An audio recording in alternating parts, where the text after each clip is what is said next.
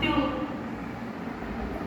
तसेच त्यांची लक्षणे, त्यांचे शिक्षण, बालपण. आता आपण बघणार आहोत त्यांचा विवाह.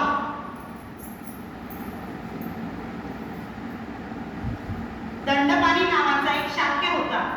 त्याला यशोधरा नावाची एक मुलगी होती. ती आपल्या सौंदर्याविषयी आणि चारित्र्याविषयी प्रसिद्ध होती. यशोधरेने 16व्या वर्षात पदार्पण केले होते व दंडपाणी तिच्या लग्नाच्या चिंतेत होता. बघा, दंडपाणी नावाचा एक शाक्य होता. त्याला यशोधरा नावाची एक मुलगी होती. अतिशय सुंदर आणि श्रीमान होती.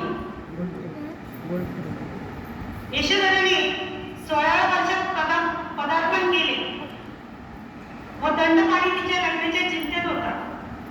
म्हणजे पूर्वी अशी प्रथा होती की 16व्या वर्षामध्ये आईवडील अगदी चिंतेत पडायचे की कधी आपल्या मुलीचं लग्न होईल आणि कधी ती पुढच्या ह्याच्यामध्ये प्रवास कराल.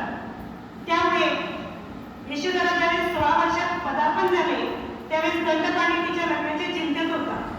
त्यावेळेस प्रथेप्रमाणे दंडपाणीने आपल्या मुलीला स्वयंवरात भाग घेण्याकरता शेजारच्या सर्व देशातील युवकांना निमंत्रणे धाडली.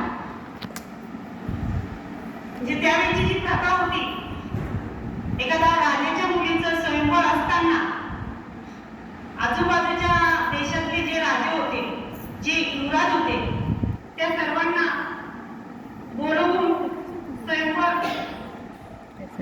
स्वयंवर करायचे आणि त्याच्यातला एक युवराज त्या राजाची मुलगी निवड करत असे. त्यानंतर सिद्धार्थ गौतमालाही निमंत्रण पाठवण्यात आले. सिद्धार्थ गौतमालाही 16 वर्षे पूर्ण झाली होती. त्यांच्या माता पित्याला देखील त्यांच्या विवाहाची अशीच काळजी लागली होती. बरं, यशोधराच्या माता पित्यांना जी काळजी होती तीच काळजी सिद्धार्थांच्या माता पित्यांना देखील होती. आणि त्यांना देखील वाटत होतं की 16 वर्ष पूर्ण झाल्यानंतर आपण देखील तथागतांना मुलगी शोधली पाहिजे, त्यांचा विवाह केला पाहिजे. त्यांनी त्याला त्या स्वयंवरात जाण्यास आणि यशोधरेचे पाणीग्रहण करण्यास सांगितले.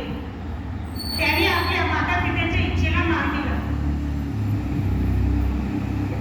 त्यांच्या माता पित्यांनी सांगितले की जे स्वयंवर आहे त्या स्वयंवरात तू जा आणि ज्या स्वयंवरामध्ये ज्या काही अटी दिलेल्या आहेत, ज्या काही तरतुदी दिलेल्या आहेत त्याचे पालन तू कर. आणि माता पित्यांनी सांगितल्यानंतर त्यांनी त्या इच्छेला मान दिला. त्यानंतर जमलेल्या सर्व युवकातून यशोधरा